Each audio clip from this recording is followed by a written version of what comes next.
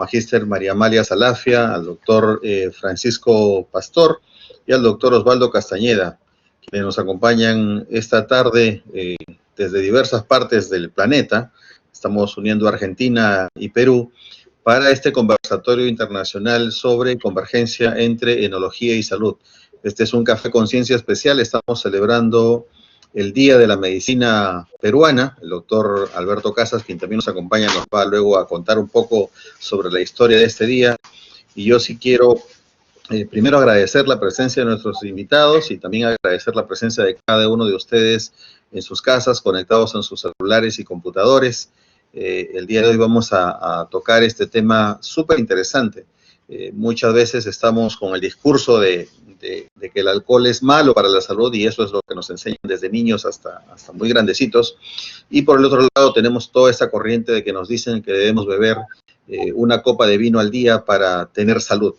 Vamos a tratar de dilucidar estas creencias y estas ideas y ver qué es verdad y qué es mentira el día de hoy con nuestros invitados, a quienes nuevamente saludo, y ahora doy la bienvenida y doy el pase al doctor Alberto Casas, a quien también saludo por el Día de la Medicina en el Perú, al igual que a nuestros invitados médicos. Doctor Casas, muy buenas tardes.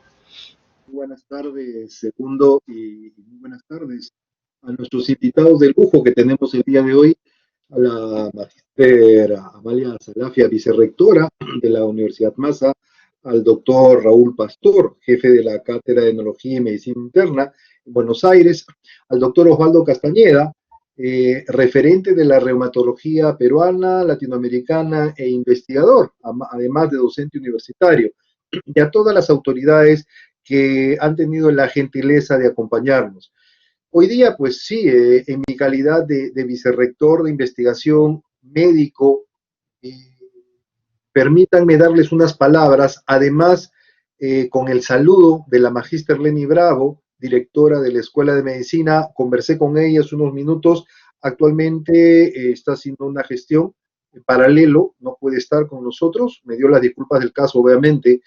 El trabajo académico continúa y yo le agradezco, magíster Leni Bravo, para usted y para toda su escuela va nuestro saludo. Hoy es un día importante para la medicina del Perú, es más, yo diría que para el Perú, y tiene que ver también con la investigación.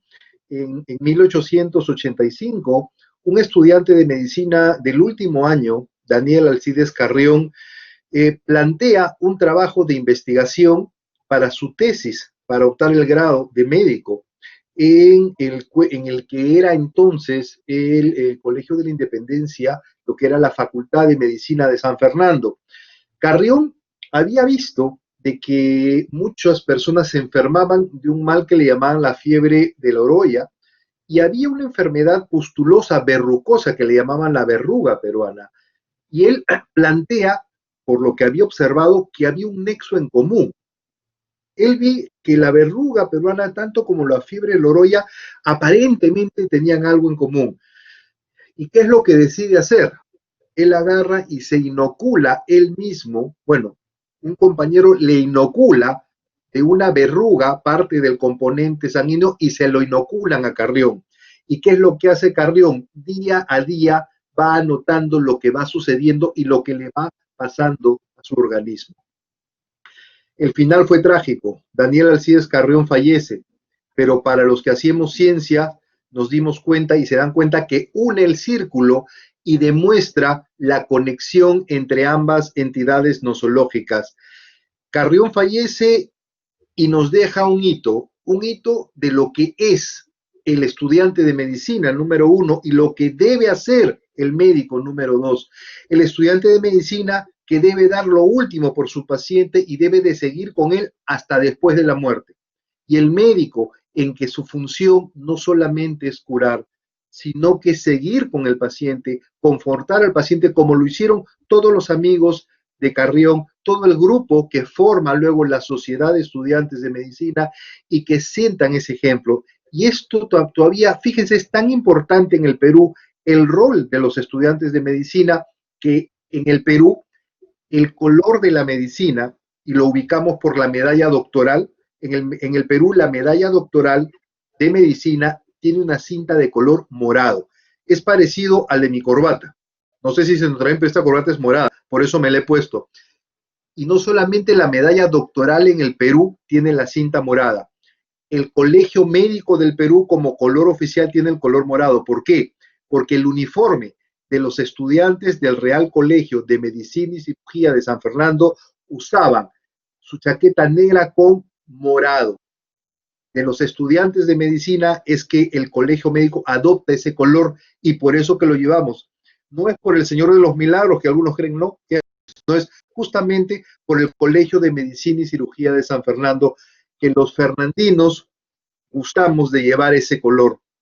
Fíjense entonces ustedes la importancia que tiene y dentro de una universidad cobra mayor relevancia porque formamos nosotros estudiantes en ciencias de la salud y para nosotros en el vicerrectorado de investigación con más fuerza, porque hoy día conmemoramos a un estudiante que muere por sus principios éticos y científicos, porque él cree en esos puntos y en esos principios y que lo llevan a un final que no fue alegre para él, pero unifica sus criterios. El pensamiento científico se veía y se ve en todos los estudiantes y por eso es importante y por eso es que este día hemos tenido la suerte de convocar a estas tres personalidades en el ámbito de la ciencia, desde Argentina y desde Perú, para poder conversar un poco sobre mitos y realidades que tienen el vino, el alcohol un poco y la salud. Yo les agradezco nuevamente y segundo, ¿te parece si invitamos a la doctora Amalia para que nos comente un poco? Ella es vicerrectora académica de una universidad, pero no solamente es eso, sabemos que ella se dedica a las ciencias. Amalia, por favor, tus saludos y coméntanos a qué te dedicas para que la gente vea tu relación con el vino. Bueno, un gusto, buenas tardes con todos. Realmente es un placer poder estar compartiendo con ustedes este espacio a través de la tecnología. Mi mayor agradecimiento a las autoridades de la Universidad Privada San Juan Bautista del Perú y especialmente al doctor Alberto Casas, que ha tenido junto con su equipo de trabajo esta innovadora idea de hacer las reuniones de Café Conciencia, que realmente nos permite tener un acercamiento y compartir temas que nos permiten sacar conclusiones más cercanas a la vida que estamos transcurriendo en esta época tan especial de pandemia, donde siempre trato de hacer hincapié en que sea una etapa productiva, donde podamos salir fortalecidos y que pronto podamos superarlo satisfactoriamente. El mayor de mis saludos a todos los médicos, especialmente a todos los médicos del Perú en este día tan especial, y a todos los agentes sanitarios que realmente son los verdaderos héroes de esta época y que con su ciencia y sobre todo con su ser humano están día a día cuidando a cada uno de los integrantes de la población que se ven afectados por este mal. Y bueno, muy feliz de estar en este tema, en este Café Conciencia, tratando de acercar dos términos que por allí a veces nos hacen tanto ruido y si es posible que el vino y la salud puedan ir juntos, ¿no? Y en el caso mío, a lo mejor sería un ejemplo para comentar qué pasó con mi vida, porque estoy relacionada con el vino y la salud. Les voy a contar brevemente mi historia. Yo soy hija de inmigrantes, mis abuelos inmigrantes italianos, mi mamá italiana, que vienen a Mendoza, a la provincia de la República Argentina, una hermosa tierra en busca de nuevos horizontes, en el año 1948, con todas sus ilusiones y sus conocimientos eran de vitivinícolas, entonces ellos desarrollaron su actividad y amaron a esta tierra como si fuese su propia tierra y ese cariño nos lo transmitieron también a sus descendientes. Desde pequeña yo vivía junto con mi familia en zonas rurales, en fincas rodeadas de viñedos. Mis padres se dedicaban a la agricultura y a mí me llegaba mucho el tema de la vendimia, el mes de marzo, cuando llegaba la cosecha, porque aparte siempre fui una persona que desde pequeña me gustaba estudiar, me gustaba ir a la escuela, y entonces el mes de marzo para mí siempre tiene connotaciones especiales, porque empieza el ciclo lectivo y aparte es la vendimia, es la cosecha. He grabado y en mi ser hay huellas importantes y olores que me han marcado, que es el olor a los útiles nuevos y también al mosto recién fermentado. Y también la risa de la gente, de los viñateros, de los cosechadores, que con alegría y algarabía me llegaban todas las mañanas a levantar las uvas que estaban listas para tomarse en vino. Era una rutina que año a año esperaba con ansias. Y bueno, fui creciendo y fui viendo que yo quería estudiar y que veía que la educación era el camino que me podía llevar a hacer tantas cosas que soñaba. Y fue así que, bueno, en su momento me gustaban las ciencias de la salud, tal vez hubiese querido ser médica, no lo pude por determinados motivos, y decidí estudiar farmacia, carrera que la volvería a elegir porque realmente he sido muy feliz con la elección que tuve y me encanta. Bueno, empecé a estudiar farmacia, todo relacionado con salud, me gustaba la docencia, mucho, me gustaba la gestión, y así fue que, bueno, después de terminar mi grado, empecé a hacer posgrado dedicado a la parte de docencia, de investigación. Los caminos de la vida me llevaron a seguir trabajando en la Universidad Juan Agustín Maza, donde me gradué, y luego de de ir gradualmente, porque siempre uno va haciendo carrera, ¿no? Nunca me con mi tierra, con mis viñedos, con mis padres, he participado también de vendimias, lo cual me encanta.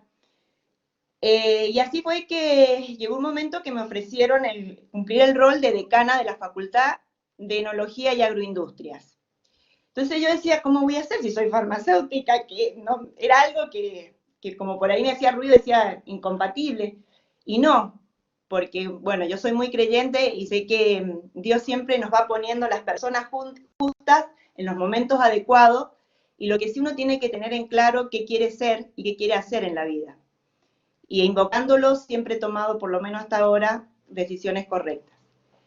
Y así fue que empecé a trabajar dirigiendo una unidad académica y sobre todo, a lo mejor no era específica de mi disciplina, pero tuve la gran ayuda de rodearme de gente valiosísima, que eran especialistas de la disciplina, pero sobre todo buenas personas. Y empezamos a construir un camino dentro de la docencia y dentro de la enología, y así fue también como, bueno, he conocido a muchas personas, y entre ellos al doctor Raúl Pastor, que también nos está acompañando hoy en el encuentro. Y la vida también me llevó y me dio la oportunidad de poder ser miembro fundadora de la primera escuela profesional de ingeniería en enología y viticultura del Perú. Yo soy una admiradora del general Don José de San Martín, y realmente, bueno, Chile me quedaba cerca, pero Perú para mí era una cosa increíble, y poder estar colaborando en la parte de enología en un país tan rico como es el Perú, para mí ha sido todo un desafío, y realmente ha sido muy, pero muy gratificante. Y así ha sido que, bueno, que se ha ido juntando el camino de la enología y el camino de la salud, y sobre todo me tengo que definir como enófila, defensora del vino y del consumo moderado y responsable, y no solo de preocuparme y de ocuparme de formar enólogos viticultores, sino también de formar personas íntegras que con su ejemplo lleven a la sociedad un mensaje de que el vino consumido en forma moderada y responsable es un elemento, es un producto, es una bebida que tiene mucha cultura y un aspecto social importantísimo, además de su composición, que ya seguramente los doctores que nos acompañan van a hacer referencia a los aspectos que contribuyen a la salud, teniendo por supuesto hábitos que sean compatibles, saludables, y sobre todo que uno se quiera y se cuide como persona. Así que más o menos nos pongo en foco. Gracias. Gracias, Amalia. Gracias. ¿Verdad que interesante, segundo, ver al menos el background de Amalia nos pone en que no solamente es una académica, como ya lo ha demostrado, sino que Enófila. exacto, tuvimos mucha razón en invitarla. Ahí estaba el truco. Ella tiene el sustento académico, la parte química. Lo que yo tengo curiosidad es la parte médica. Soy médico, pero no conozco el efecto en vino, no es mi especialidad. Y acá tengo un cardiólogo y un reumatólogo. Entonces, ¿cómo está en cardiología? No sé si Raúl se ha conectado, tenía problemas. Si no estuviera conectado, porque veo problemas en red, pedirle a... Sí, Raúl, ¿cómo? Ahí está Raúl. Perfecto. Raúl, ¿qué nos puedes comentar del vino en la salud, en el corazón? No que me pone el corazón alegre ni triste, sino que me sirve para el corazón. ¿Qué nos puedes decir?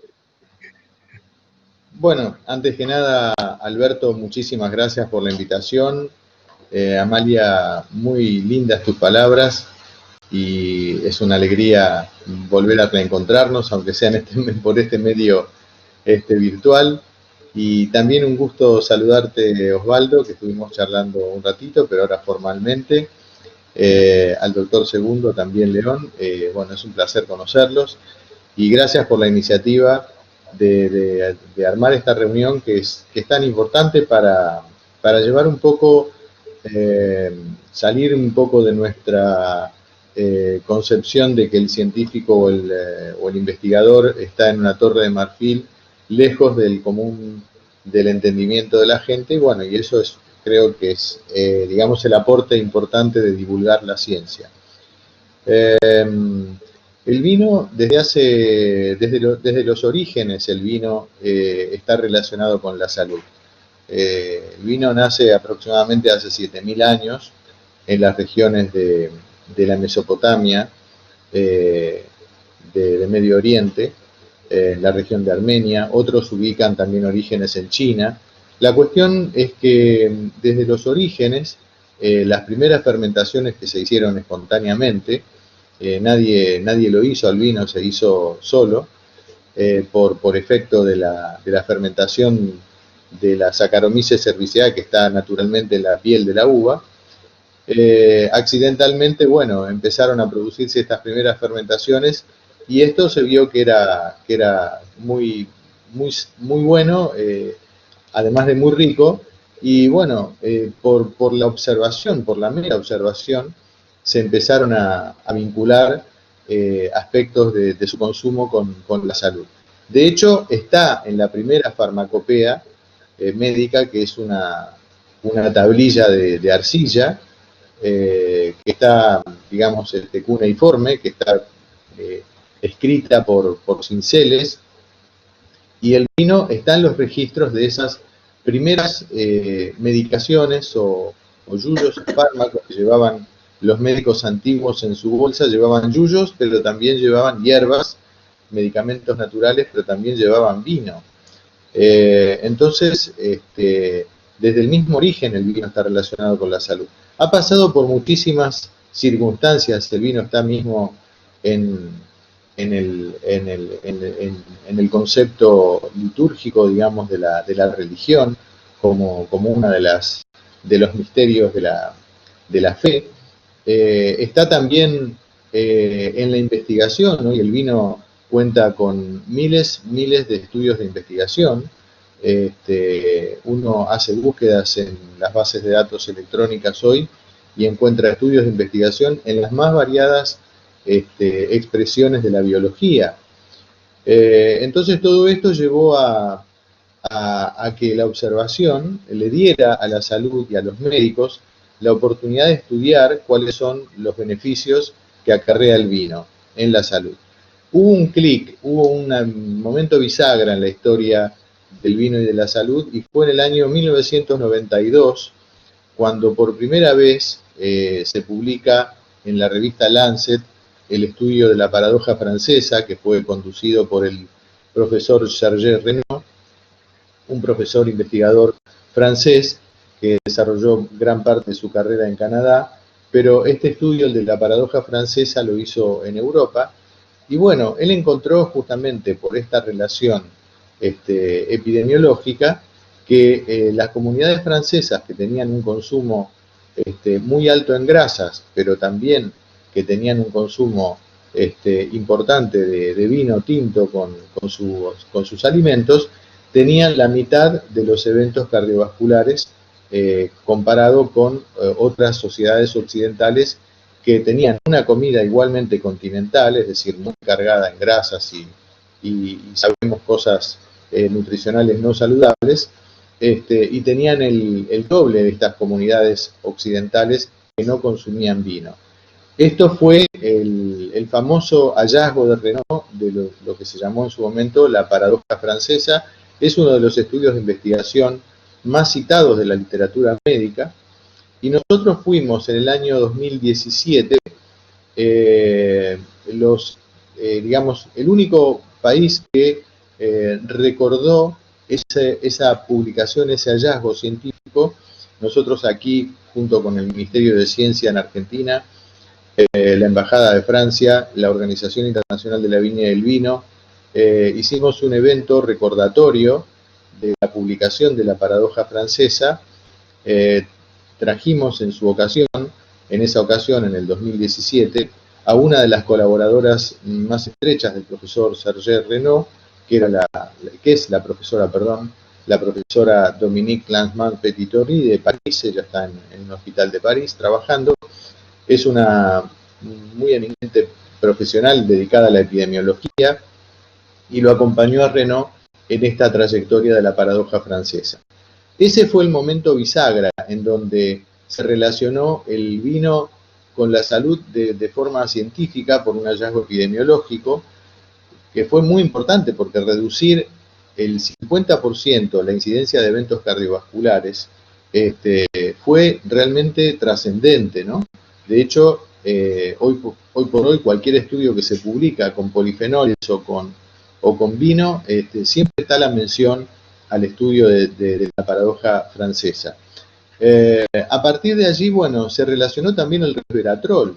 Se pensó que este polifenol, que es el polifenol estrella del vino, se pensó que era el responsable. El mismo Renault lo dijo cuando en una entrevista muy importante en el 60 Minutos de la cadena ABC de Estados Unidos le preguntaron a qué podía ser debido este hallazgo. Le dijeron, bueno, el doctor Renault le dijo que probablemente gran parte del beneficio estuviera vinculado con el alcohol, con el contenido de alcohol del vino, porque él estaba hablando sobre el efecto antiagregante plaquetario y el efecto principalmente sobre las lipoproteínas de alta densidad, que se sabe que el consumo moderado de alcohol aumenta el colesterol bueno y que baja también características hemorrológicas, es decir, baja la incidencia de la agregación plaquetaria. Estos efectos están relacionados con el alcohol, hasta, digamos, unos 20 gramos de consumo diario, se entiende. Pero después también le preguntaron si pudiera haber otros componentes del vino que podrían ser responsables del efecto beneficioso cardiovascular, y él dijo los polifenoles. Los polifenoles. Y dentro de los polifenoles, que ustedes saben que son moléculas de estrés de la planta de la vid. ¿Con qué me refiero a moléculas de estrés? Que son moléculas que están relacionadas a el metabolismo secundario de la planta. Es decir, la planta, cuando se ve agredida por tanto la radiación ultravioleta como por una infección como la botrytis cinerea, que es una infección muy común en la vid, o como, digamos, la falta de agua también. Son todas situaciones muy estresantes para la vid. Bueno, la planta hace, o digamos, sintetizan estos compuestos, los polifenoles, para reparar el metabolismo del daño que está produciendo esa noxa, estas fuentes de agresión. Con lo cual, digamos, nosotros al consumir estos polifenoles, estamos diciéndole al metabolismo que tenemos el mismo estrés que la planta. Entonces es una especie de engaño que le estamos haciendo al metabolismo, diciéndole que nuestro metabolismo está estresado y que nos tiene que reparar o nos tiene que proteger. Lo interesante de esta historia es la relación de la salud humana con las plantas. Siendo compuestos los polifenoles no nutricionales, porque no están dentro de la lista de los principios de la nutrición básica, ni macronutrientes ni micronutrientes, los polifenoles no están dentro de esta lista, tienen acciones en el metabolismo. ¿Por qué la biología nos habría dejado estos mensajeros químicos de reparación del metabolismo que produce daños a la salud? Esta es una interesante pregunta que realmente estamos tratando de responder, pero desde luego que hay mediadores químicos y hay puentes químicos que traducen este mensaje de alerta de las plantas, y las plantas activan los mecanismos de defensa para que tengamos estos resultados beneficiosos. No quiero ser muy extenso, Alberto, pero creo que en principio es una respuesta, me parece. Si hay alguna duda la amplío. No, es súper interesante, Raúl, lo que nos has comentado. Definitivamente es un pedazo de cátedra gigantesco, lo que acabas de mencionar, mezclando toda la bioquímica, la fisiología, la enología y la cardiología. Y quiero pasar la palabra a Osvaldo, porque una de las cosas que nos dejó este estudio de Framingham, que es el estudio de seguimiento cardíaco más grande del planeta, que se hizo en los Estados Unidos y que empezó en el año 50 y que continúa hasta ahora, una de las lecciones que nos deja Framingham es que el consumo moderado de alcohol tiene un efecto protector sobre algunos eventos cardíacos y sobre algunos otros eventos clínicos en las personas en las cuales se le hizo seguimiento por muchas décadas. Osvaldo, ¿qué nos comentas con respecto a esta relación entre el consumo, la ingesta de vino y la salud? Tú que eres reumatólogo y que estudias la inmunología del cuerpo humano. Bienvenido, Osvaldo. Gracias, Segundo. Gracias por la invitación, Alberto, Segundo, y gracias por el honor de compartir esta reunión con Amalia y con Raúl, que son ya desde hace tiempo profesionales dedicados también a esto del vino. Y yo creo que aquí justamente estábamos conversando con Raúl sobre un aspecto importante que comentaste, Segundo, al comenzar la reunión, el asunto de cómo se ve con dificultad el recomendar algo que tenga alcohol, porque siempre hay la tendencia a que el alcohol no es bueno, etcétera. Y eso entonces nos lleva a explicar un asunto muy importante. El vino tiene más de 800 sustancias que lo componen, más de 800 componentes, creo que hasta más de 1000. Amalia seguramente nos puede dar una cátedra al respecto, pero tiene 800 o más de 1000 componentes, de manera que el alcohol es uno de ellos, nada más. Y eso hace una gran diferencia con los demás licores. Y también el porcentaje de alcohol, porque nosotros, por ejemplo, tenemos el pisco. El pisco también es un producto de la uva, pero de la uva blanca, cuya cáscara y sus otros componentes tienen mucho menos cantidad de los polifenoles. La cáscara de la uva negra es la que tiene mucho más componentes de polifenoles. Por eso la diferencia entre vino tinto y vino blanco. Pero el pisco tiene 45% de alcohol o 40% de alcohol. Entonces la cantidad de alcohol puede sobrepasar el beneficio de las otras sustancias que componen ese producto o esa bebida. En cambio, en el vino, que tiene vino blanco 10% de alcohol, o el tinto generalmente alrededor de 14% de alcohol, los componentes que lo forman, que como dije son más de 800 o más de 1000, no quedan atrás, sino más bien sus bondades sobrepasan cualquier perjuicio que pudiera producir el pequeño porcentaje de alcohol que tiene el vino.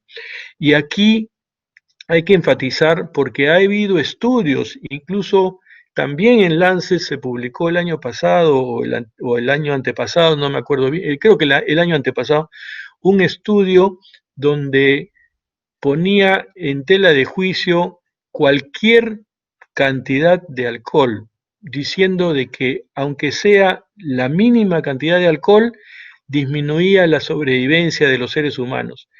Pero, ¿qué pasó con ese estudio? Y como yo ahora en la pandemia, en las charlas sobre el tratamiento y los mecanismos inmunológicos del COVID, he venido insistiendo, los estudios no hay que leer el título y la conclusión. Ya que estamos en un foro académico, debemos insistir que cuando uno lee un trabajo que se publica, tiene que leerlo por completo, en detalle y hacer un análisis crítico del asunto. Y si hay cosas que no entiende, estudiarlas o preguntarle a quienes entienden para después sacar una conclusión sobre el estudio. Hay estudios que aparentemente son muy científicos y el diseño termina siendo engañoso. Ejemplo de eso ha sido en esta epidemia. Hacen un estudio diciendo que una medicina no sirve cuando la usan en el lugar que no le corresponde. Ninguna medicina sirve cuando se usa en el lugar que no le corresponde. Por lo tanto, no se puede leer el título y la conclusión, hay que leer el estudio y darse cuenta de que ocurrió ese error y por lo tanto ese estudio, que un montón lo toman como evidencia, no es ninguna evidencia, es una falsedad absoluta. Y entonces este estudio de Lancet decía que cualquier cantidad de alcohol era malo para la salud. ¿Por qué? Porque extrapolaban el porcentaje de alcohol a cada diferente bebida alcohólica sin tener en cuenta lo que acabo de enfatizar, que el vino tiene cualquier cantidad de sustancias benéficas que sobrepasarían tremendamente la posibilidad de que el alcohol pudiera dar algún perjuicio a la salud. Entonces, no se puede extrapolar, los estudios tienen que hacerse como la ciencia lo manda. Si yo quiero hablar del alcohol en el vino, tengo que hacer el estudio con el vino. No puedo hacer el estudio con el aguardiente y extrapolar los porcentajes de alcohol a todas las demás bebidas y decir que es dañino. Entonces, los estudios hay que leerlos en detalle. Ese estudio que salió publicado en Lancet en detrimento del vino, porque como decía que cualquier cantidad de alcohol, aunque sea mínima, era dañino, mucha gente lo tomó como que no se debe tomar vino, tú que dices que hay que tomar vino todo el tiempo, es dañino para la salud, es un absurdo porque no leen el estudio. Entonces, eso es importante. Ahora, estudios, hay muchísimos, estudios clínicos, no solamente estudios de laboratorio. Como mencionó el doctor Pastor, en 1992, Serge Renaud publicó en Lancet el estudio sobre la paradoja francesa, demostrando que el vino tinto era bueno para el corazón. Pero hay muchos otros estudios en otras áreas. Por ejemplo, en reumatología, el vino tinto ha sido estudiado en artritis reumatoide. Artritis reumatoide es la artritis deformante, es esa artritis autoinmune que daña a las articulaciones, las destruye y las deforma. Y hay muchos estudios. Uno de ellos, un autor reumatólogo inglés, Maxwell,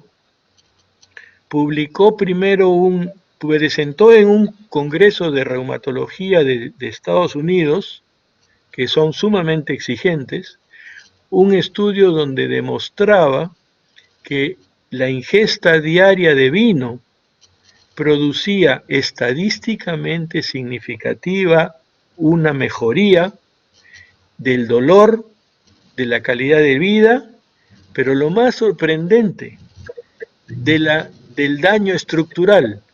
Las personas que tomaban vino todos los días tenían una disminución de la progresión del daño estructural. No solamente correlacionaba con los síntomas, sino también con el daño que producía la enfermedad. Lo mismo hay estudios en lupus, estudios en lo que ustedes conocen, los que no conocen, el fenómeno de Raynaud. El fenómeno de Raynaud es ese fenómeno por el cual los vasos arteriales se contraen y entonces ante el frío las manos se ponen moradas o los pies se ponen morados. Si eso ocurre en el pulmón, termina produciendo hipertensión pulmonar. Entonces, el vino tinto también en el fenómeno de Raynaud, ¿por qué? Porque ya lo mencionó el doctor Pastor, el vino tinto produce vasodilatación y produce antiagregación plaquetaria. De manera que hay estudios clínicos que son importantes y que echan por tierra ese argumento de solamente lo que hay lo que se hace en el laboratorio no es lo mismo en el ser humano. Un momentito, sí hay muchos estudios en pacientes y en seres humanos. De manera que sí tenemos evidencias importantes. También hablábamos con Raúl, el vino tinto tiene una acción mejorando la microbiota del ser humano. La microbiota ahora está implicada tremendamente debido al microbioma en la génesis o en la generación de enfermedades autoinmunes y cáncer. Bueno, como este es un foro multidisciplinario, para los que no entienden qué es la microbiota, rápidamente, y para terminar mi comentario, porque si no me quedo hablando hasta mañana, la microbiota son todos los microbios que tenemos en el cuerpo que viven con nosotros en equilibrio. Y resulta que cuando nacemos 100% humanos, pero apenas salimos al exterior, nos vamos llenando de microbios y de ahí en adelante nos transformamos lo que somos todos, 90% microbios y 10% humanos. Los que se creen humanos no saben que son 90% microbios. ¿Por qué? Porque por cada célula que tenemos en el cuerpo tenemos 10 microbios. O sea, si nosotros tenemos 10.000 millones de células, tenemos 100.000 millones de microbios en nuestro cuerpo. ¿Y qué es esa es la microbiota? ¿Y qué es el microbioma? Es el código genético de los microbios que tenemos en el cuerpo. Y resulta que aquí la diferencia es más grande todavía porque no tenemos 10 microbios diferentes, tenemos decenas de microbios diferentes y cada microbio tiene un código genético diferente. Por lo tanto, así como tenemos 10 microbios por cada célula de nuestro cuerpo, tenemos muchísimos más códigos genéticos en comparación con el único código genético que tienen todas nuestras células. Por lo tanto, cuando ocurre una disbiosis, que es el desequilibrio entre los microbios que no producen enfermedad y los que sí, eso afecta a nuestro código genético y se produce una transcripción que determina una alteración de nuestro sistema inmune y aparece el cáncer o aparecen las enfermedades autoinmunes. El vino mejora la microbiota sana, de manera que además de todos estos efectos y encima tiene acción de aumentar el tamaño de los telómeros. Acuérdense que los telómeros son los relojes de la vida, y mejorar la sirtuina 1, que es aquella enzima que va a ayudar en la biogénesis mitocondrial, pero tiene dos acciones: mejora las mitocondrias, aumenta el número de mitocondrias en los sitios donde las mitocondrias están dañadas, pero además se ha ido encontrando que también lo que hace es desechar las mitocondrias dañadas. O sea que es un doble efecto fantástico. Bien, ahí me quedo porque si no hablo hasta mañana, porque es un tema apasionante. No, excelente lo que nos cuentas. En realidad, muy poca gente conoce los efectos de los componentes del vino, ¿no? Nos decías que hay más de 800 componentes y de hecho hay muchos estudios, ¿no?, que nos hablan sobre todo del resveratrol, que protege los ojos. Hay algunos otros componentes que protegen los dientes y evitan la formación de placas. Se habla del fortalecimiento de los huesos a partir del consumo diario de vino tinto. Ya has mencionado el tema de la del fortalecimiento de nuestro sistema inmunológico. Algunos componentes del vino tinto previenen la obesidad en algunos consumidores habituales, mejora la textura de la piel, combate el Alzheimer en las damas, sobre todo, mejora el índice de función sexual. Es decir, hay toda una serie de beneficios, doctor Casas, que en realidad quedaría corta la lista y la tarde para empezar a hablar de cada una de ellas. ¿Qué opina? Porque sí, mundo, de verdad que uno se sorprende y sigue aprendiendo muchísimo. Y qué interesante estos conceptos. Yo quiero hacer una pregunta a Amalia, ¿no? Acerca de que nos explique un poquito acerca de aguardiente, pisco, vino tinto, vino blanco, pero antes de eso, tenemos la suerte de contar con mi par en la universidad. ¿Y por qué digo tengo la suerte? Porque nuestro par, en este caso mi par, el vicerrector académico sanmarquino en el pregrado y es doctorado en Stanford, es antropólogo. Y él tiene una visión del mundo que no es necesariamente la de los científicos cuantitativos, su mundo es cualitativo. Bueno, arqueólogo, doctor, arqueólogo, no se equivoque. Pero aparte de su equipo de fútbol. Pero yo quiero pedirle al doctor Mesía, que esté en sala, si nos podría comentar brevemente el fenómeno antropológico del vino, porque escuché por ahí algo de religión. Doctor Mesía, buenas tardes. Buenas tardes, buenas tardes con todos, es un placer estar aquí, felicitaciones por el evento. Solamente la corrección, doctor Casas, que hoy día en la tarde, pues a las 6 de la tarde, a las 9, a las 8 de la noche, pues estaremos el campeonato de apertura universitario de deportes, así que me reafirmo por favor en referencias futbolísticas. Yo entiendo que su equipo está en media tabla, pero lo lamento mucho. Bueno, y esperando que ganemos el día jueves. Bueno, era el interesante, cuando de vino o cuando me hablan de bebidas fermentadas, a mí yo inmediatamente pienso en cohesión social. Yo inmediatamente pienso en cómo es que el alcohol, y hay muchos estudios antropológicos y arqueológicos, cómo es que el alcohol es un elemento fundamental en establecer membresías, en establecer afiliaciones sociales y cohesionar grupos sociales utilizados como instrumentos de poder.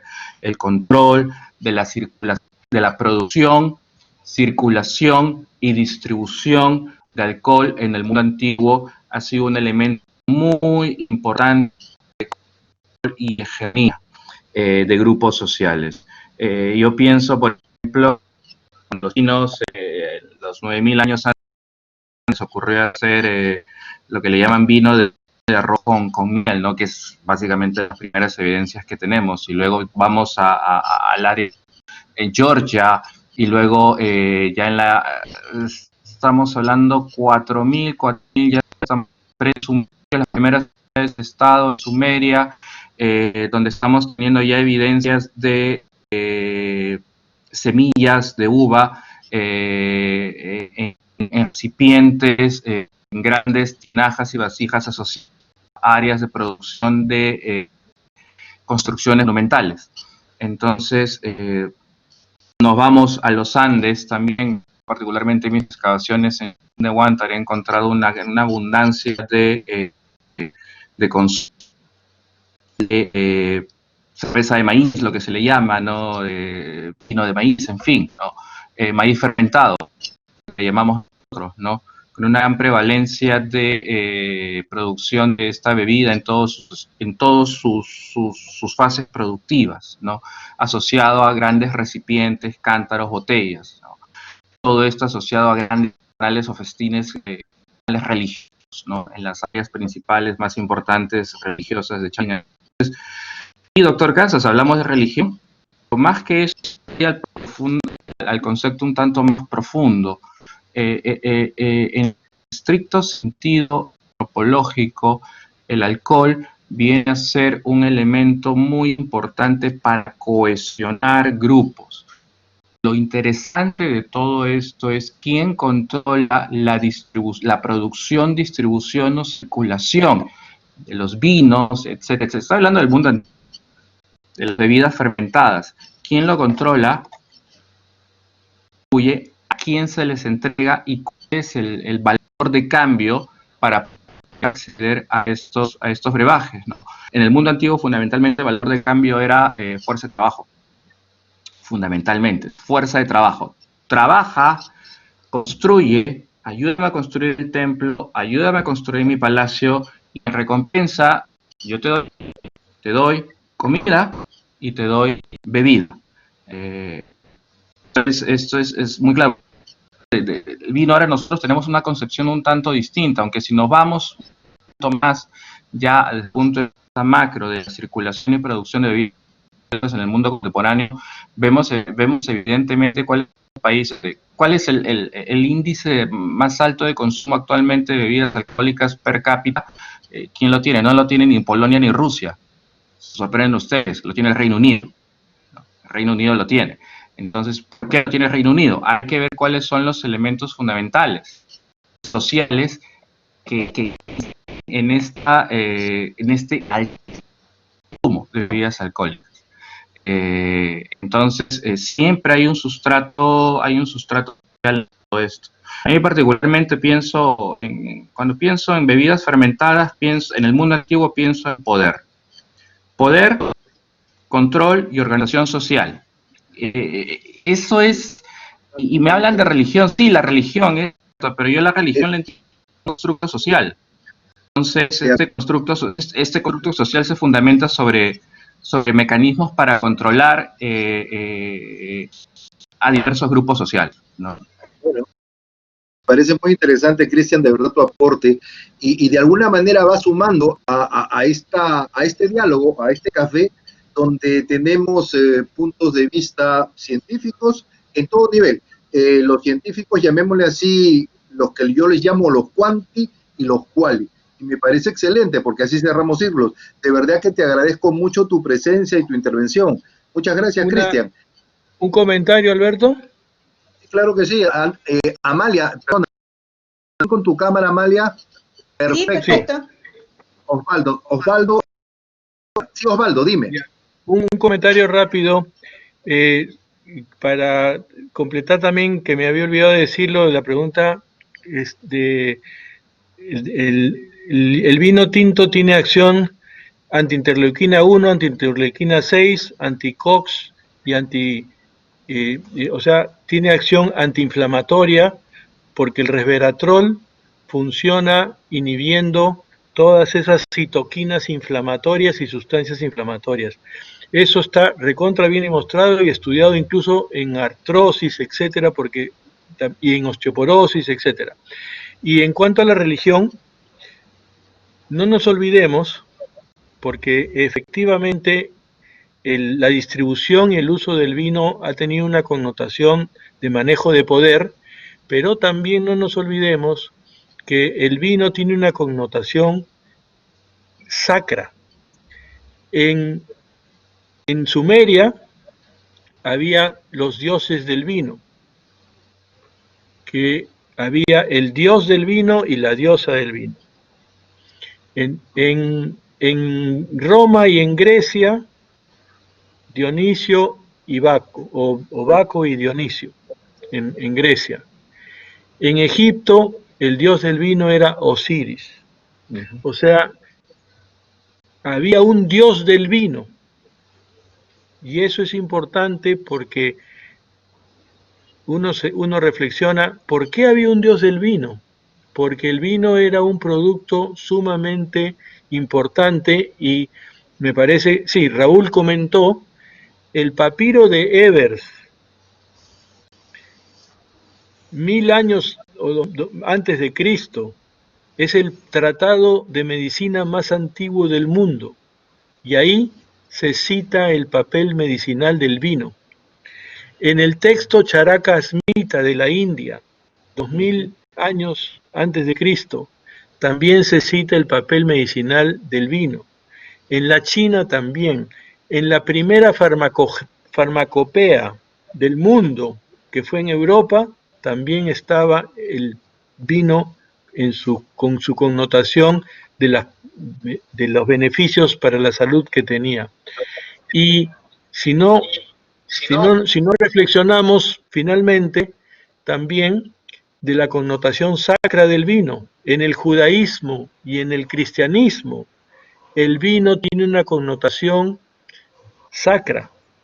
En la ceremonia, por ejemplo, de la misa, el vino representa la sangre de Cristo. O sea, el vino no solamente ha acompañado a la humanidad desde muy antiguo, como mencionó Raúl.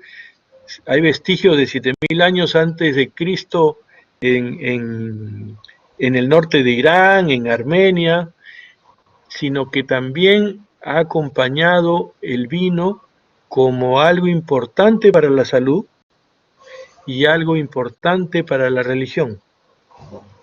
De manera que ahí podemos encontrar una relación muy antigua, una relación importantísima de la importancia de lo que significaba el vino para las civilizaciones antiguas y lo que debe significar para las nuestras. La importancia, no solamente en eso, sino acuérdense que también los griegos, para prepararse para las Olimpiadas, el vino era parte importante de la dieta del atleta. Las legiones romanas llevaban vino en sus cantimploras mezclado con agua. No llevaban agua, porque sabían que sacando agua de un río se contaminaban. En cambio, cuando la mezclaban con vino, justamente para no tener ese problema. Y el vino ha servido luego en las epidemias, ayudando contra las contaminaciones, porque el vino desinfectaba el agua, y el que tomaba vino no tomaba el agua y no se contaminaba de las pestes que había antiguamente. Y es más, ahora hay estudios, ya lo conversaremos en otra sesión, que se han hecho ya de antes del resveratrol y del vino en otros virus. Y ahora ya hay estudios del vino y el coronavirus. Pero para terminar y afirmar algo muy importante que Segundo mencionó, el vino no es un medicamento para curar nada, es un acompañante que ayuda a la salud en muchas áreas y en muchos aspectos. Y eso es lo que también tenemos siempre que enfatizar. El vino no es un tratamiento, es un acompañante de los tratamientos. Yo le receto el vino, por supuesto, le digo 2 o 3 deditos, no 2 o 3 botellas, todos los días, para que tomen. Y fíjense, yo he tenido que luchar mucho tiempo hasta con los mismos reumatólogos para que entiendan que los pacientes con gotas sí pueden tomar vino. Los pacientes con diabetes, más bien no sí pueden, sino sí deben tomar vino, porque el vino inhibe la alfa-glicosidasa y disminuye la absorción de azúcar de los alimentos para los diabéticos. El vino no produce crisis de gota. La cerveza, que tiene menos alcohol, sí, y los destilados que tienen más alcohol, sí. O sea, el vino es un acompañante, no es un tratamiento, pero es un acompañante importante en un montón de diferentes, y principalmente por el resveratrol, pero acuérdense que también tiene muchos otros polifenoles que también tienen efectos benéficos.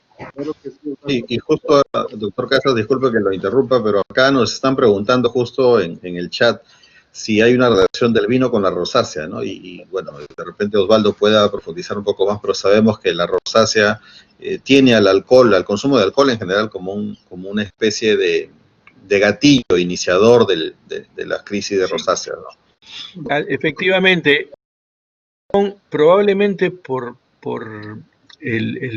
cuando uno toma vino, si toma 2 o 3 deditos, no ocurre prácticamente ningún efecto secundario, excepto en aquellos pacientes que tienen, por ejemplo, migraña, o hay algunas personas que también tienen alergia. Pero si uno toma un poco más de vino, todos los que hemos tomado 2 o 3 copas de vino, nos damos cuenta que estamos ya con enrojecimiento, con bochorno, con calor. Eso hace daño a la rosácea, efectivamente. Entonces, un paciente con rosácea puede tomar 2 deditos de vino. Punto. Si toma mucho más, le va a ser perjudicial porque le activa, se enciende la rosácea. Perfecto. Pero bueno, Amalia, yo te estaba justo preguntando cuando surgió el saludo de nuestro vicerrector académico acerca de estos fermentados. O sea, yo no conozco, pero sí he escuchado hablar de el aguardiente, el pisco, vino tinto y el vino blanco. ¿Podrías tú hacer de una forma didáctica una explicación rápida para entender y sobre todo los polifenoles y esas sustancias que nos van a ayudar, cuál tiene y cuál no tiene, por favor? Bien, bueno, con respecto justamente a lo que hacía referencia el doctor Osvaldo Castañeda, el tema del vino, el vino es una bebida fermentada, por lo tanto la graduación alcohólica no supera a los 15 grados, 14,5 en vinos tintos. En cambio, el pisco es un aguardiente, es un destilado y la graduación alcohólica es superior a los 40 grados. Por lo tanto, es diferente la graduación que hay y la conservación de los principios activos que pudiesen llegar a tener.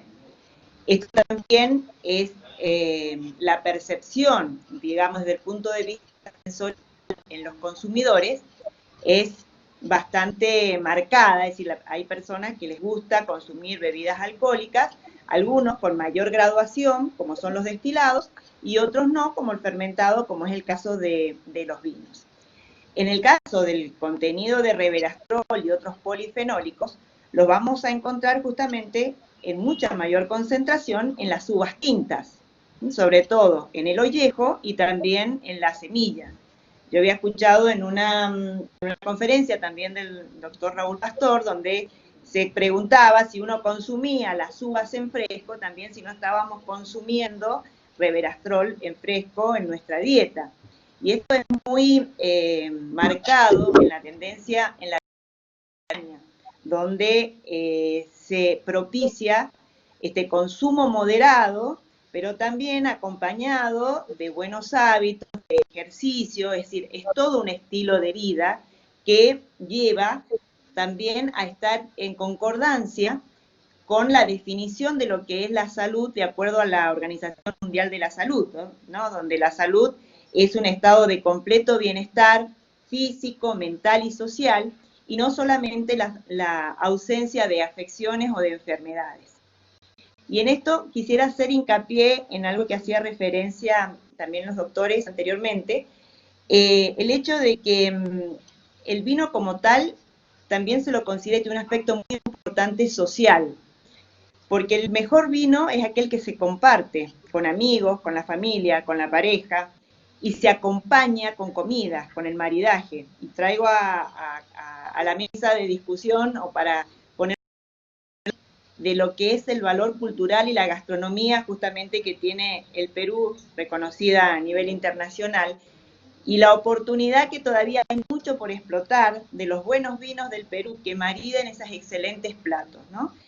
¿Y qué lleva esto? A que, y es lo que también mucho he estado un poquito investigando, en que el vino no solamente es una bebida social, sino también ya se la considera una bebida emocional, en donde hay algunos antecedentes de investigación, sobre todo en la Universidad de San Francisco, donde se ha determinado la liberación de endorfinas luego de un consumo moderado de vino, y que produce una sensación placentera y que también está relacionado con todas estas terapias o todas estas investigaciones que se están realizando para evitar el envejecimiento, que creo que es uno de los mayores desafíos que hoy enfrentamos como humanidad. Y hay un aspecto importante. Creo que en la pandemia mucho nos ha enseñado que si hay algo que ha desaparecido es la prisa, ¿no? Pero esa prisa no nos ha llevado a eliminar el estrés, que si bien no es una enfermedad, nos enferma. Y producto de ese estrés tenemos una alta producción de cortisol. El cortisol es un veneno para nuestros telómeros, que también tiene una relación directa que nosotros podemos cuidar a estos telómeros, ya sea con experiencias buenas, placenteras, donde haya o exista una buena liberación de endorfinas, pero también con el consumo moderado y también con el consumo del resveratrol. Y en esto, bueno, le doy pie también al doctor Raúl Pastor, porque yo sé que él ha estado investigando en ese tema, y no quisiera desperdiciar este momento para que nos pueda dar su mirada respecto a este impacto del vino y su factor emocional y también la acción puntual sobre los telómeros. Muy bien, Amalia. Bueno, muchas gracias. Permiso, Alberto, voy a tomar la palabra en base a lo que comentaba Amalia. Discúlpame, se nos cortó. Ha habido un problema con la gente de ICA, pero no, yo les estoy indicando que quieren unirse y no les llegó el link, pero esto está siendo grabado, no hay ningún problema y lo van a tener. Adelante, Raúl, por favor. Bueno, en vistas de lo importante que dijo Amalia con respecto a que uno de los problemas más grandes de la humanidad hoy es el tratamiento del envejecimiento, algo que es una enorme deuda, ¿no es cierto? Porque el envejecimiento siempre ha sido considerado la consecuencia natural del paso del tiempo, y sin duda que esta espera, vamos a decir, acarrea la preparación del cuerpo para el comienzo de las enfermedades. Es una espera pasiva, la del envejecimiento, sin acciones demasiado concretas o que den resultado, porque está a la vista que las acciones de prevención, como son, por ejemplo, el consumo de frutas y verduras en 5 raciones por día, que es la cantidad que recomienda la OMS, por ejemplo, 500 gramos por día, está, por lo menos en la Argentina, lejos de ese consumo. Nosotros ni siquiera llegamos a 100 gramos por día de consumo de frutas y verduras.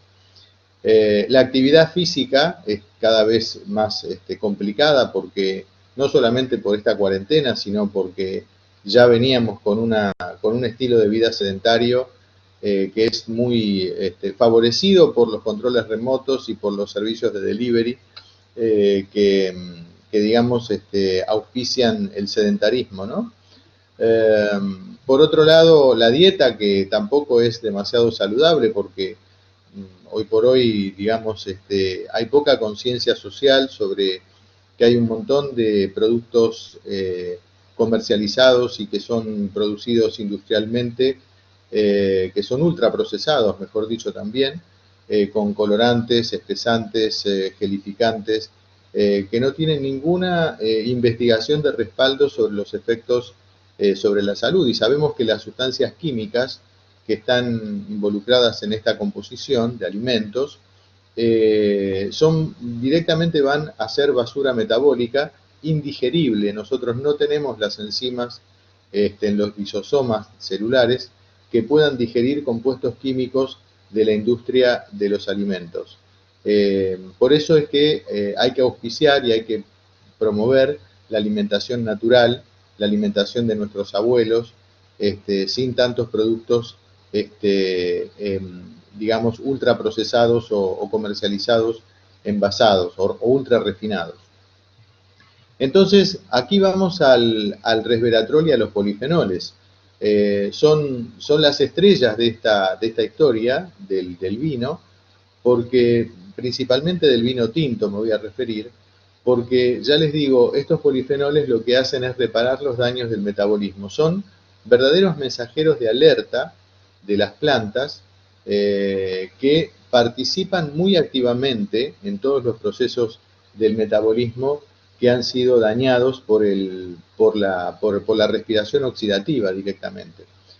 Ustedes saben que nosotros producimos energía a partir de las mitocondrias, que son las usinas de ATP de las células, y que la respiración que produce ATP, que es la combustión de los alimentos a partir del oxígeno, produce una enorme cantidad de desechos metabólicos, que son los llamados radicales libres, que son absolutamente dañinos, no solamente para la propia mitocondria, sino para el ADN mitocondrial, que es un ADN de origen bacteriano, o el ADN nuclear, que también saben que recibe muchísimas lesiones por día cada célula.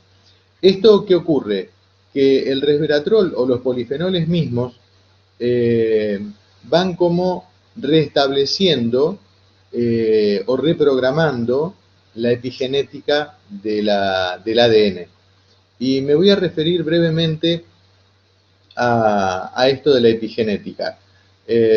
Nosotros tenemos una memoria genética, una memoria que nos identifica, que nos define como seres vivos, que está radicada en el ADN. El ADN es la base de nuestra memoria heredable, que es lo que recibimos de nuestros padres. En 3.000 millones de bases nitrogenadas tenemos la información genética preservada por todas las generaciones que nos han precedido, y nosotros, bueno, se la brindamos a nuestros hijos también. Pero la lectura del ADN es otra de las expresiones del metabolismo, porque si bien la base genética de la memoria está en el ADN, hay una expresión genética que se llama epigenética. La epigenética es la forma en que la información se expresa. Y piensen ustedes que nosotros tenemos tantos órganos y tejidos con la misma base de información en el ADN. Una muy pequeña cantidad de esa información tiene que ser expresada en cada célula, que está relacionada con la función metabólica de esa célula, que participa como miembro de una comunidad mayor, que es un órgano. Entonces, esta expresión genética está leída al comienzo de la vida muy correctamente, y el resto de toda la información del ADN está silenciada. Esto es lo que hacen las sirtuinas. Las sirtuinas principalmente lo que hacen es silenciar la información del ADN. Por eso se llaman Silence Information Regulator. O sea, son llaves, las sirtuinas son enzimas que funcionan como llaves que silencian la información del ADN. Con el paso del tiempo, los radicales libres que van ingresando al núcleo y que lesionan el ADN van rompiendo estas llaves. Entonces, ¿qué ocurre? Que los genes equivocados se empiezan a expresar en células que no corresponden. Imaginen ustedes un hepatocito que empieza a tener información del metabolismo de una neurona. O al revés, una neurona que empieza a tener el metabolismo de una célula de la piel. Porque toda la información de las células de todo el cuerpo está en el ADN y correctamente debe estar silenciada en cada órgano. Entonces, esta es la función más importante que hacen los polifenoles. La función que hacen los polifenoles es reprogramar en forma permanente la información que tiene que estar silenciada. Y esto, el resveratrol, que es el polifenol más estudiado, lo hace a través de una familia enzimática que se llaman sirtuinas. Las sirtuinas son 7 enzimas, hay algunas en el núcleo, en el ADN nuclear, otras en el ADN mitocondrial y otras en el citoplasma. Lo que hacen las sirtuinas son entonces como policías de tránsito que van como si fueran los Pac-Man de los jueguitos electrónicos de nuestros hijos, que van cortando los radicales libres, que van alterando las llaves del silenciamiento genético. Este corte de los radicales libres de los genes del ADN lo que hace es volver a cerrar la información para que esta célula recupere el control del metabolismo en donde está instalada esta célula. Quiere decir que si tengo que dejar el mensaje más corto en esto del resveratrol, es que el resveratrol vuelve a reprogramar la información genética para que seamos los primeros jóvenes que teníamos todas las llaves correctamente encendidas o correctamente apagadas. Con el paso de los años, el envejecimiento va alterando esta expresión genética, y la expresión genética equivocada es la causa de las enfermedades crónicas. Por eso es que nosotros tenemos que tratar el envejecimiento, porque en la medida que lo tratemos, vamos a evitar, a través de esta reprogramación, que los genes se expresen mal y se produzcan las enfermedades. ¿Cuál es el momento ideal o más importante para tomar los polifenoles? Con las comidas. Se sabe que la alimentación, el momento de la digestión, vamos a decir intestinal, en la luz intestinal, es un momento de enorme estrés metabólico. ¿Por qué? Porque toda la microbiota empieza a digerir los alimentos que consumimos y se empiezan a producir radicales libres. La descomposición de el desmantelamiento químico de los compuestos que forman parte de la matriz de los alimentos empieza a disociarse en sus partes a través del metabolismo microbiano, y lo que nosotros terminamos absorbiendo son radicales libres. Por eso es que el momento de la absorción de los alimentos, después de la digestión en la luz intestinal por parte de la microbiota, lo que hace es producir un tsunami de radicales libres a la circulación. Por eso es que el árbol circulatorio, el endotelio vascular, es uno de los más afectados en la evolución de la vida, porque está permanentemente agredido por los radicales libres de la digestión, el endotelio vascular. Por eso es que si nosotros acompañamos las comidas con polifenoles, quiero llamar entre paréntesis vino a estos polifenoles, podemos proteger el momento de la digestión con una neutralización de estos radicales libres para que no nos hagan daño. Y de paso, todo el resto de los polifenoles que empiezan a circular en el metabolismo, después al ingresar a la célula, reprograman los daños del ADN para que la expresión genética vuelva a rejuvenecer la biología. Eso es un poco lo más importante en cuanto al resveratrol.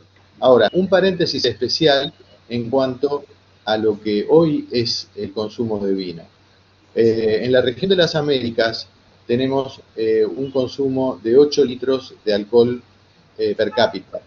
En la región de las Américas, 8 litros de alcohol per cápita. Pero solamente el 11%, el 11,7% de estos 8 litros se hace en forma de vino. El 44,7% es por bebidas espirituosas, por bebidas blancas, 44,8%, casi 45%. Casi el 35% es cerveza, del consumo de alcohol, y solamente el 11% es de vino.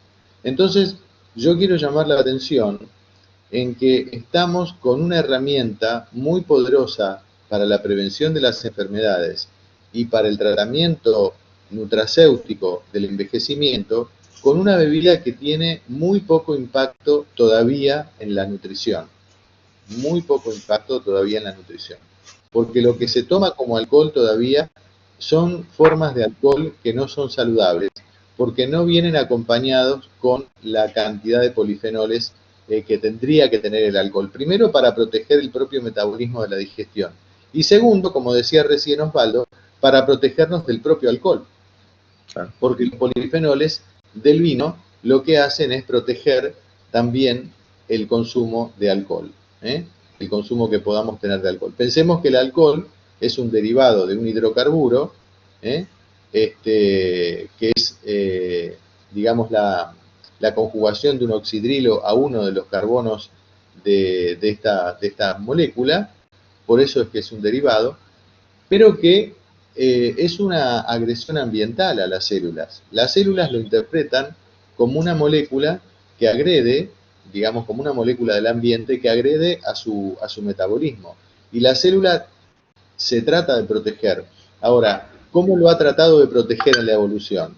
Elaborando enzimas que digieren el alcohol. Esto es la alcohol deshidrogenasa. Hay 7 familias de alcohol deshidrogenasa en la biología, y por eso con la rosácea y con lo que mencionaba recién Osvaldo, hay diferentes expresiones genéticas de estas 7 familias de alcohol deshidrogenasa. Algunas personas tienen muy poca tolerancia al alcohol porque tienen una expresión genética muy de una velocidad de metabolización del alcohol muy baja. Entonces, contrario a otras personas que tienen expresiones de alcohol deshidrogenasa más altas, entonces pueden metabolizar más rápido el alcohol. Aquello de la cultura alcohólica se trata ni más ni menos que de cuál expresión genética tiene cada persona para la metabolización del alcohol, en estas 7 familias de enzimas de alcohol deshidrogenasa. Bueno, no quiero saturar demasiado con mi participación. No, súper interesante porque en realidad parte del conocimiento que estás impartiendo, Raúl, es importante. Insisto, hay una mezcla súper didáctica de conceptos básicos de la biología, metabolismo y microbiología, sobre todo con el tema de enología, que es importante, ¿no? El tema de la historia del que hemos podido conversar hasta ahora también es importante.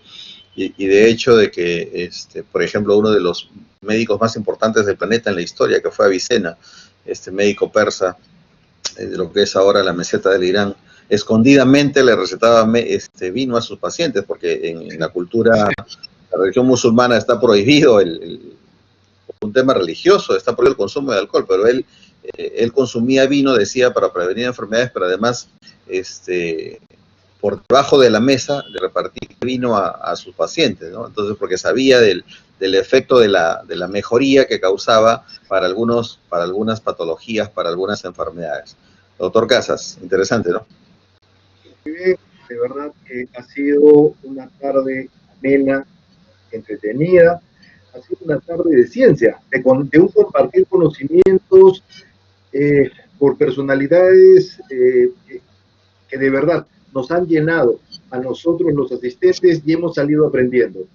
Amalia, Raúl, Osvaldo, muchísimas gracias por vuestra presencia en este evento que estoy seguro que será el inicio de una continuación de eventos, porque se han quedado muchas cosas en el tapete y muchos proyectos. De verdad, eternamente agradecidos por vuestra presencia. Este ha sido un Café Conciencia extraordinario por el Día de la Medicina Peruana con invitados de lujo. Muchas gracias a todos los asistentes y nos vemos de acá a 3 viernes más. El viernes 30 para tomarnos un café. Y si es conciencia, mucho mejor. Salud con ustedes. Gracias. Salud. Gracias. Les cuento que mi café se acabó y aproveché un momento para servirme coñac. Mucha suerte, gracias.